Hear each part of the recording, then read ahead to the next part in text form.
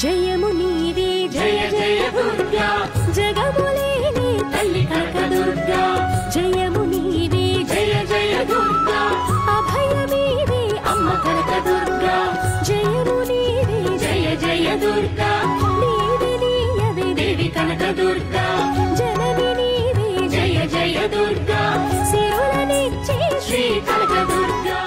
నమస్తే. Sakhi the house of Kanchi weaves సమర్పించు Dasara special ఎపిసోడ్స్కి స్వాగతం. ప్రేక్షకులందరికీ దసరా శుభాకాంక్షలు.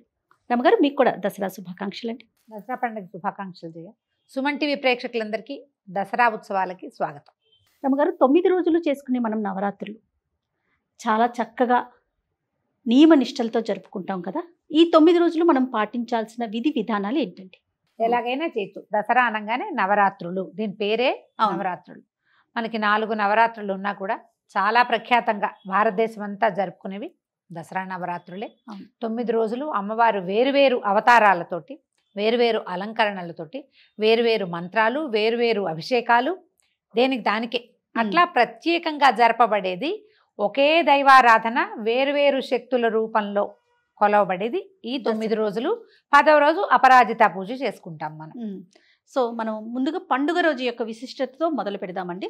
దసరా పండుగ యొక్క విశిష్టత, ఆ రోజు మనం పాటించాల్సిన విధి విధానాలు.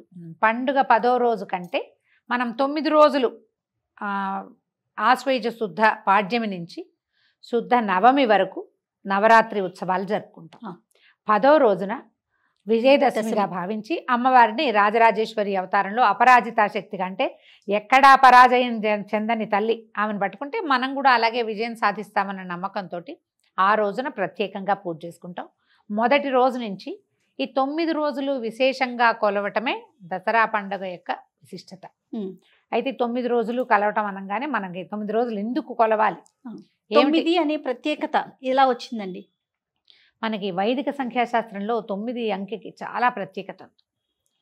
అన్నితో నవరాత్రులు అని చెప్తాం కదా. ఈ లెక్క ఎట్లా వెళ్తుంది? మనకి నవగ్రహాలు ఉన్నాయి, మనకి నక్షత్రాలు 27, 3 9లు అన్నీ 9తోటే ముడిపడి ఉంటాయి. మనకి అంకెలు ఎన్ని? 1 నుంచి 9 వరకే కదా ప్రధాన అంకెలు. ఈ 1 నుంచి 9 దాకా ఉన్న అంకెలతోటే తతిమా ఎన్ని కోట్ల అంకెలైనా, ఏ సంఖ్య అయినా ఈ 1 2 3 4 5 6 7 9 వరకు. అయితే ఈ వీటిలలో ప్రధాన సంఖ్యలో చివరిదైన 9 చాలా ప్రత్యేకమైనదిగానే చెప్పబడుతుంది. 9తోటే మనకి ఎన్నో ఏర్పడి కనబడతాయి. ఈ నవగ్రహాలు కనిపిస్తాయి. 108 మనం జపం చేసుకుంటాం. 108 9 నుంచి భాగించబడిందే కదా, అది 9 నుంచి హెచ్చించబడిందే 108. ఎక్కడైనా సరే మనకి చూడండి, మా భగవద్గీతలో 18 అధ్యాయాలు, కురుక్షేత్ర యుద్ధం జరిగింది 18 అక్షోహిణులు, 18 రోజులు, ఇట్లా అన్నీ ఈ 9తోటే ముడిపడి ఉన్నాయి. అమ్మని ఈ 9 రోజుల పాటు కొలవటం ఒక ప్రత్యేకమైన లక్షణంగా చెప్పబడుతుంది. అయితే ఈ 1వ రోజు నుంచి 9వ రోజు వరకు మనం పూర్తిగా అర్చన చేయగలుగుతామా లేదా, ప్రతిరోజు చేస్తామా లేదా అనేది మన సంప్రదాయాన్ని బట్టి, మన గ్రామాచారాలు దేశాచారాలను బట్టి, మన సమీపంలో ఉన్న దేవాలయాలను బట్టి మనం ఎట్లా చేసుకోగలిగితే అట్లా చేయొచ్చు. చేస్తే 9 రోజులు చేసుకోవచ్చు, లేదా చివరి 3 రోజులు చేసుకునే ఒక ప్రత్యేకమైన పద్ధతి మనం చేస్తాం. త్రిరాత్ర వ్రతం అంటారు.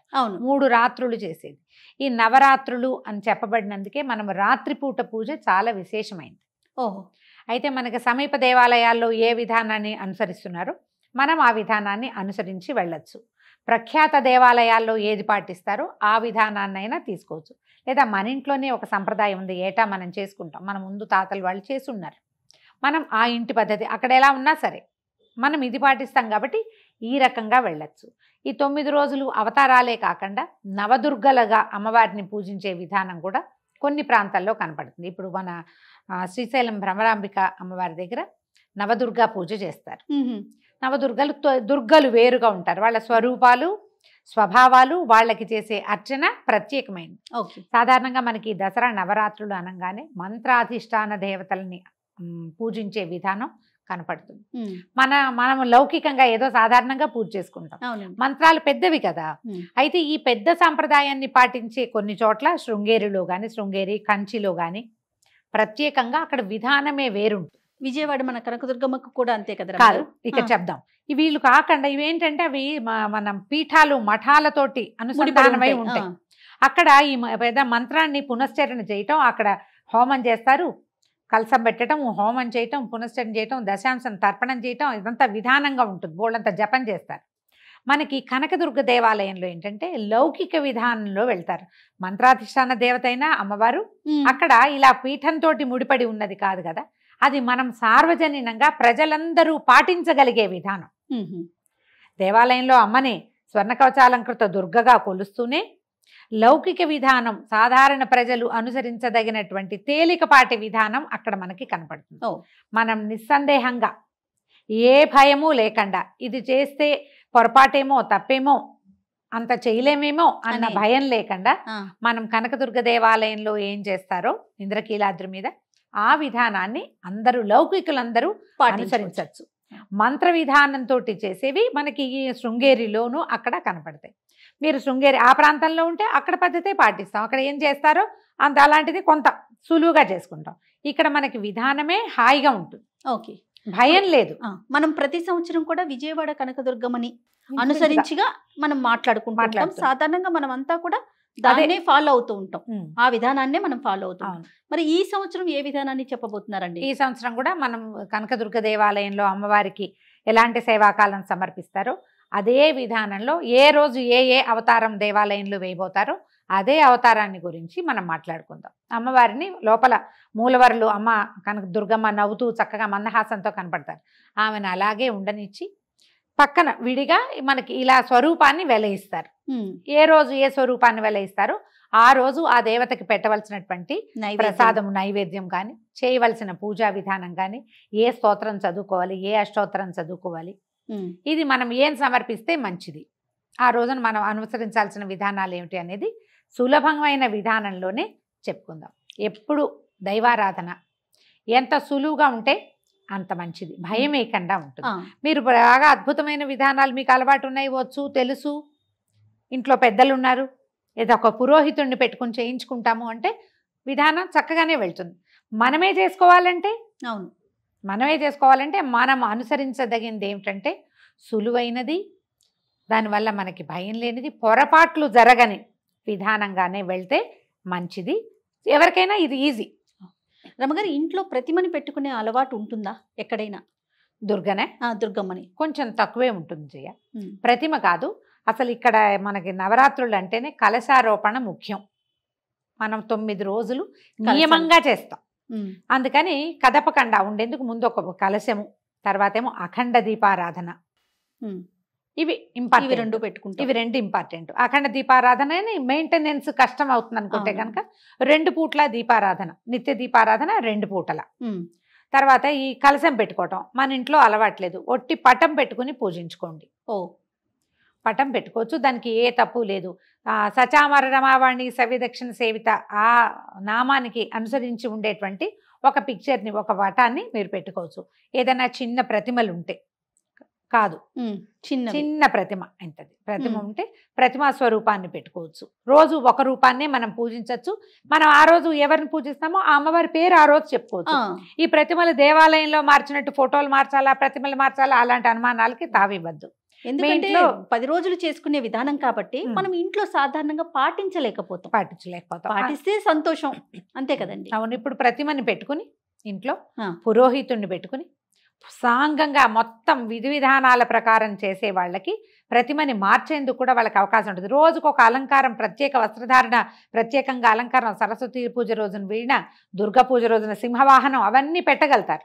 అందరి వల్ల అదట్లా అవకాశం ఉండదు కదా. అందుకని సులువుగా ఏం చేసుకుంటాము, మనము ఒక చిన్న కలశం పెట్టుకోగలిగితే పెట్టుకోవటం, లేదా పటం పెట్టుకోవటం. చిన్న ప్రతిమ పెట్టుకున్నాం అనుకోండి, కుంకుమార్చన చేసుకోవటం మనకి సులువుగా ఉంటుంది. దసరా నవరాత్రుల్లో ప్రత్యేకంగా చెప్పబడేది కుంకుమార్చన. ఈ కుంకుమార్చన చేయటానికి కూడా మనం ఇందులో ఏంటంటే నువ్వు నేను మన ఇద్దరమే వండుకొని తింటాం, మన వరకే ఇంత ప్రసాదం చేసి ఓం బోం అని చూపించటం, ఇదే అయితే గనక కుంకుమార్చనల జోలికి వెళ్ళబోకండి. సామూహికంగా కొంచెం జనాలు రావాలి, మనం ఎవరికైనా ప్రసాదం పెట్టాలి, ఎక్కువ అన్న నివేదన జరగాలి. అలాంటివి చేసేటప్పుడు మీరు కుంకుమార్చన పెట్టుకోవచ్చు. మన ఇద్దరం భార్యాభర్త ఇద్దరమే ఉంటాం, ఆఫీస్ ఉంది, పటం పెట్టుకోండి. ఈరోజు ఈ అమ్మవారు అంటే ఆ అమ్మవారికి సంబంధించిన అష్టోత్తరం చదువుకోండి, అమ్మవారికి 4 పూలు సమర్పించండి, పళ్ళు పాలు ఏదైనా నివేదన మీరు చేయగలిగితే, అన్న నివేదన ఏదైనా చేయగలిగితే అది ఇక్కడ చేయండి. ఇంకొక విషయం కదా రమ్మగారు, 9 రోజులకి 9 నైవేద్యాలు ఉంటాయి కదా అమ్మవారికి. మీరు అన్నట్లుగా మనం కలసం వరకే పెట్టుకోవటమా లేదా ఒక పటం పెట్టుకోవటమా? అలా పెట్టుకున్నప్పుడు ఈ నైవేద్యాలని 9 రకాలుగా ఏ రోజుకి ఆ రోజు సంబంధించి కూడా పెట్టుకోవచ్చు. ఓపిక ఉంటే ఓపిక మీకు ఉందా? చేత కావాలిగా, ఉమ్. కుదరాలి కదా. అదొక చాలా పెద్ద పాయింట్ కదా. ఇంట్లోనే ఉంటాము, ఇంట్లోనే ఇంట్లో నుంచే పని చేస్తున్నాము, ఏ 12 గంటలకో ఆఫీస్కి వెళ్తాము, పొద్దున్న చేసుకోగలము అనుకున్న వాళ్ళు ఏ రోజు అన్న నివేదన ఆ రోజున మనం చేసుకుని అమ్మవారికి నివేదించుకోవచ్చు. అంత సాగని వాళ్ళు పాలు పళ్ళు చివరి రోజున కొంచెం అన్న నివేదన చేసుకుందాము. ఇప్పుడు మన కుంకుమార్చన అనగానే అది ఇవన్నీ ఒకటొకటి చెప్పుకోవాలి కదా.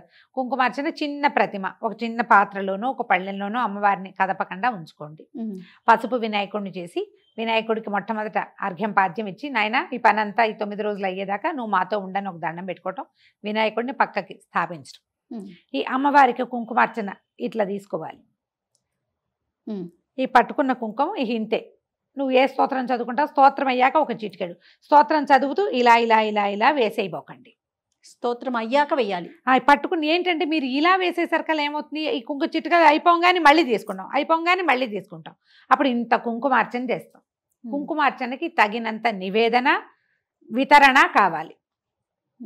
మనం అంత చెయ్యలేమనుకో, అప్పుడు చేసుకోవద్దు. మీకు బాగా జనం ఉండి రోజు బోలెడంత ప్రసాదం నివేదన చేపెట్టి అమ్మకి అది మనం ప్రసాద వితరణ వినిమయం పూర్తిగా అవుతుంది అని అనుకుంటే కనుక కొంచెం ఒక చిటిక కుంకుమ ఎక్కువైనా పర్వాలా. అలా కానప్పుడు సాధారణంగా అందరికీ కుదరదమ్మా. అవునండి. అందుకని ఇప్పుడు ఏదో ఉంది, మన లలితా సహస్రం చదువుకున్నారు, సహస్రానికి పట్టుకోండి, పుస్తకం చూసుకుంటారో లేదా గడగడా చదువుకుంటారు. సహస్రం అయ్యాక ఈ చిటిక వేసి దండం పెట్టుకోండి. మీరు ఈ వేసే చిటికలు 2 రకాలు 3 రకాలు వేసినా కూడా అది మనం పెట్టే నివేదనకి మనం చేసే వినిమయానికి సరిపోతుంది.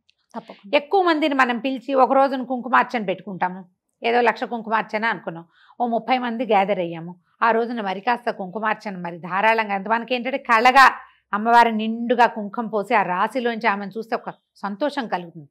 కానీ వితరణ జరగాలి కదా. జరగాలి. ప్రసాద వినిమయం జరగని చోట మాత్రం అలా చేయకూడదు. చాలా వేడెక్కిపోతుంది, ఎక్కువ హీట్ డెవలప్ అవుతుందని, ఉగ్రశక్తి అవుతుందని చెప్తారమ్మా. ఇది పెద్దవాళ్ళు చెప్పే విధానమే, మనం పుస్తకాల్లో చూసింది. అదే కొంచెం జాగ్రత్తగా చేసుకుంటే చక్కగా చేసుకోవచ్చు. ఒకవేళ వినిమయం ప్రతిరోజు మనం ఇంత చేయలేము, రోజుకొక ప్రసాదం కూడా మీరు చేయలేరు. రోజు పులగం వండి పెట్టండి అమ్మవారికి.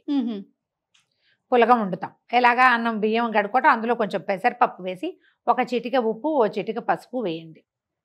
కడిగేసి కుక్కర్లో పెడతారో విడిగా వండుతారో మీ ఇష్టం. దాని మీద ఒక బెల్లం ముక్క పెట్టి ఒక నేతి బొట్టు వేసి అది నివేదన చేస్తే మహానివేదన. అది ప్రతిరోజు అది మీరు అదే నివేదన చేసుకోవచ్చు. ఓపిక లేని వాళ్ళు ఓపిక ఉంటే రోజుకొకటి వండుకోవచ్చు కదా. ఇదొకటి. దీంతో పాటు ఉపవాసాలు ఒక ప్రత్యేకమైన విషయం. ఈ ఉపవాసం ఏంటంటే ఏకభుక్తం చెయ్యొచ్చు, నక్తం చెయ్యొచ్చు. ఇవేమీ చేయకుండా కూడా పూజించుకోవచ్చు. ఏకభుక్తం అంటే పగలు భోజనం చేసి రాత్రి ఉపవాసం ఉండటం, ఫలహారం ఏదైనా తీసుకోవటం. నక్తం అంటే పగలల్లా ఉపవాసం ఉండి రాత్రి అమ్మవారి అర్చన అయ్యాక భుజించడం, ప్రసాదాన్ని భుజించడం. ఇక మూడో మార్గం ఏమిటంటే 2 పూట్ల మనం మామూలుగానే పూజ చేసుకుంటాము, లేదా ఒక పూటే చేసుకుంటాము, ఆహారం మామూలే. ఇందులో ఒక అమెండ్మెంట్ ఏంటంటే మీకు ఉపవాసం ఉండాలని ఉంది కానీ ఉండలేరు, మందులు వేసుకుంటారు, ఏదో ఓపిక చాలదో, ఉద్యోగాలు, చిన్నపిల్లలు ఏదో సమస్య ఉంటుంది. దీనికి ఒక చిన్న ప్రత్యేక అమెండ్మెంట్ ఏంటంటే నివేదన చేసిన పదార్థం మాత్రమే తినండి. అది కూడా అమ్మవారి కోసం ఉపవసించినట్టుగా అవుతుంది. నివేదన కాని పండు కూడా మన నోట్లో వేసుకోవద్దు. ఓకే. ఏది మనం అమ్మవారికి చూపిస్తామో అది మాత్రమే ప్రసాదం మాత్రమే తింటాము. ఈ లెక్క. నివేదన చేయండి. మీరు అన్నం పెడతారా, ఇంకేం పెడతారు, మీరు ఏం చేయదలుచుకున్నా ఊరగాయలు అవి వేసుకోకూడదు. పొద్దున్నే ఏదో పచ్చడి, కూర, పప్పు, పులుసు ఏం చేస్తారో చేసేసేయి. మొత్తం అన్ని అమ్మవారికి నివేదించండి. పళ్ళు ఏదైనా తీపి పదార్థం చేస్తాం, అవన్నీ నివేదించడం, చక్కగా తినచ్చు. మీకు అవకాశం లేని వాళ్ళు, ఉన్నవాళ్ళు ఒక పొద్దు ఉండొచ్చు, నక్త ఉండొచ్చు, ఏదైనా ఈ విధానంలో మీరు తీసుకెళ్ళచ్చు ముందుకి. రమ్మగారు, ఇప్పుడు ఈ 9 రోజులు కూడా మనము తాంబూలం ఇచ్చుకుంటామా? ఇవ్వచ్చు జయ. ఇందులో ఇప్పుడు దసరాల్లో ఇంకొక ప్రత్యేకమైన విషయం ఏంటంటే కుమారి పూజ. రోజుకొక కన్యని పూజించడం కూడా ఇందులో ప్రత్యేకమైన విషయం. 9 రోజులు 9 మంది కన్యల్ని. దీనికి కన్యా పూజ విధానంలో కూడా 2 ఏళ్ల వాళ్ళకి చేస్తే ఒకటి, 3 ఏళ్ల వాళ్ళకి, 4 ఏళ్ల వాళ్ళకి, ఏడాది పెరిగే కొందికి ఆ కన్యలకి పేర్లు మారుతాయి. ఆ పూజించడం వల్ల మనకి వచ్చే ప్రయోజనం కూడా మారుతుంది.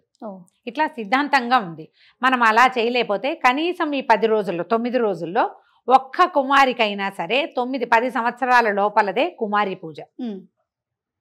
ప్రధానమైనది 2 ఏళ్ళు దాటాలి. మన లెక్క పెద్దవాళ్ళు ఎలా చెప్తారంటే పళ్ళెంలో విస్తర్లో ఒక ముద్ద పెడితే అది ఇట్లా తీసుకున్న పసిబిడ్డ నోట్లో పెట్టుకోవాలి. దాని పాదాలకి ఇది కుల నియమం లేదు జయ. కుమారి పూజకి కుల నియమం లేదు. ఏ వాళ్ళైనా పనికొస్తారు. ఆ కుమారికి చక్కగా పాదాలకు పసుపు రాసి పారాయణ పెట్టి బొట్టు కాటిక పెట్టి మీకు కుదిరితే పొద్దున్నే నూనె రాసి తలంటి పోస్తే కూడా చాలా మంచిది. పొట్టు కాటిక పెట్టడం, అలంకరణ సామాగ్రి ఏదైనా పిల్లలకి ఇచ్చేది, స్త్రీకి ఆడపిల్లలకి అలంకారాలంటే ఈ గోరింటాకు, తర్వాత చెవులకు పెట్టుకునేవి, ఏబొన్ను బొట్టు పెట్టుకునేవి, తలకు పెట్టుకునేవి, జడకుప్పెలు లాంటివి, వస్త్రాలు. వాళ్ళు తినగలిగే నేను ఇది ఉండేను ఇదే పెడతాను కాదు, ఆ కుమారి ఏం తింటుందో అది. మన ఇంట్లోనే అన్నం పెట్టి దాని పాదాలంటే దండం పెట్టుకోవాలి ఆ పాపాయికి. ఈ కుమారి పూజ చాలా విశేషంగా చేస్తారు జయ. అసలు బెంగాల్లో అక్కడైతే కన్యా పూజనే ప్రత్యేకంగా ఉంటుంది. మనకి కూడా కుమారి పూజ సిద్ధాంతం ఉంది. ఈ 9 రోజుల్లో ఒక రోజు మొత్తం 9 మందినో 10 మందినో కన్యకల్ని ఒకేసారి తీసుకొచ్చి మనం ఈ చెప్పిన అలంకారాలన్నీ చేసి పూజ చేసుకుని భోజనం పెట్టి చక్కగా వస్త్రాలు అన్ని ఆభరణాలు అన్ని సమర్పించి పంపించవచ్చు. రోజుకొక కుమారికైనా పెట్టచ్చు. లేదా ఈ 10 రోజులు నియమంగా మనం చేసుకునేటట్టయితే ఒక్క రోజైనా ఒక్క కన్యకైనా సరే నియమంగా భోజనం పెడితే మంచిది. ఇలా చేసుకోవచ్చు. దీంతో పాటుగా అమ్మవారిని ఏం చెప్తాం, సువాసిన్యర్చన ప్రీత అని చెప్తాం. సువాసినులని అర్చిస్తే ఆమెకి ఇష్టం. సువాసినుల చేత అర్చింపబడము ఇష్టమే. అందుకని ఎక్కువ మంది సువాసినుల్ని మన ఇంటికి పిలిచి వాళ్ళందరితోటి కుంకుమార్చన చేయించడం ఒక విధానం. మనమే రోజుకొక ముత్తైదుని పిలుచుకోవటం, ఆమె కూడా బొట్టు కాటిక పెట్టడం, పాదాలకు పసుపు రాసి పారాయణ పెట్టడము, ఆమెకి అలంకరణ సామాగ్రి వస్త్రాధికారులు ఇవ్వటం, భోజనం పెట్టి తాంబూలం ఇచ్చి నమస్కారం చేసి అక్షింతలు వేయించుకోవటం చాలా మంచిది. ఒకవేళ మనం అంత నియమం పూజ చేయకపోయినా ఇంటికి వచ్చిన ముత్తైదుని వెళ్ళనివ్వకండి ఒట్టి చేతులతోటి. సింపుల్గా చేసుకుంటాం. ఊరికే దసరా దండం పెట్టుకుంటాం. అయినా సరే మన ఇంటికి ఎవరో ఫ్రెండో ఎవరో వివాహిత వచ్చారు, చక్కగా బొట్టు పెట్టి ఒక తాంబూలం ఇవ్వండి, 2 పండు తమలపాకులు, ఓ రవికల బట్టో, ఓ వస్త్రం, ఓ సారీ ఇవ్వగలిగితే ఓ చీరో, ఏం లేవు 2 పళ్ళు చేతిలో పెట్టండి, 2 గులాబీ పూలు చేతిలో పెట్టండి, ఉంటే గాజులు ఇవ్వచ్చు. ఇట్లా అలంకరణ సామాగ్రి ఏదైనా ఇవ్వచ్చు. మనం మొత్తం లైన్ అంతా చూడు. దసరా పూజ అనంగానే మొట్టమొదట కలశారోపణ అవి చేయగలిగితే చేస్తాం. అవును. అఖండం పెట్టగలిగితే పెడతాం. అష్టోత్తరాలు అవి చదువుకోగలిగితే చదువుకుంటాం. నివేదనలు 10 రోజులు చేయగలిగితే చేస్తాం. కుమారి పూజ చేయగలిగితే చేస్తాం. ఇవేవి చేయలేరు మీరు. మీ ఇంటికి వచ్చిన ముత్తైదుకి బొట్టు పెట్టండి, అది చేయగలుగుతాం. దసరా కదా ఇది, దసరా కదా ఈ 10 రోజులు అని ఆమె చేతికి తమలపాకులు ఉండవు అందరిళ్లలో సమయానికి. ఓ పండో ఓ ఫలమో ఇచ్చి పెద్దవాళ్ళైతే వాళ్ళకి ఒక దండం పెట్టి అక్షింతలు వేయించుకోండమ్మా, ఇది మంచిది. రైట్. ఇది అలవాటు చేసుకుంటే మనం ఏటా చేసుకోవచ్చు. మన విధానాన్ని సంస్కృతిని వదిలిపెట్టకుండా ఉండటం, ముందు తరాలకు అందించడం. పైగా ప్రధానమైనది ఏంటంటే ఈ సమయంలో ఇప్పుడు ఈ శరన్నవరాత్రులు అని చెప్తాం. శరత్కాలమే అత్యద్భుతమైన కాలం. ఈ కాలంలో ఈ 10 రోజుల పాటు ఈ ఆద్యశక్తి అయినటువంటి ప్రకృతి సుప్రసన్నంగా ఉంటుంది. పార్వతీదేవి అనుగ్రహం ఎక్కువగా ఉన్న రోజులు. ఈ రోజుల్లో మనం ఏ శుభకార్యం, ఏ మంచి పని, మనకి ఫలితాన్ని ఇచ్చే ఏ పనైనా ఇబ్బడిముబ్బడిగా ఫలితాన్ని ఇస్తుంది. ఎవరికైనా బొట్టు పెట్టడం మంచిది ఈ రోజుల్లో, ఇంకా మంచిది. ఎవరికైనా దానం చేయటం మంచిది ఈ రోజుల్లో, ఇది లెక్క అన్నమాట. అందుకని ఈ 10 రోజులు ప్రసన్నంగాను ప్రభావవంతంగాను ఉండేటువంటి ఆద్యశక్తిని మనం ఈ రకంగా అర్చించుకుంటే పాజిటివ్ ఎనర్జీ పెరుగుతుంది. ముందు రోజులు మరింత ఆరోగ్యకరంగా వెళ్తాయి. దీనికి స్నాన నియమాదులకు పొద్దున్నే లేవడం అంతే. అండ్ మనం ప్రత్యేకంగా చెప్పుకునేదమ్మా, శరన్నవరాత్రులలో కొట్లాటలకి గొడవలకి దిగబోకండి. సాధ్యమైనంత ప్రసన్నంగా ఉండండి. కొట్లాట వస్తే వాయిదా వేయండి, తర్వాత ఇక రానే రావు. ఈ విషయంలో జాగ్రత్త వహిస్తూ ఈ 10 రోజుల నియమావళిని ఎంత మటుకు పాటించగలిగితే అంతవరకు పాటిస్తూ మీ పూజా విధానాన్ని ముందుకు తీసుకెళ్ళండి. సంతోషరావు గారు, నమస్తే. నమస్తే జయ.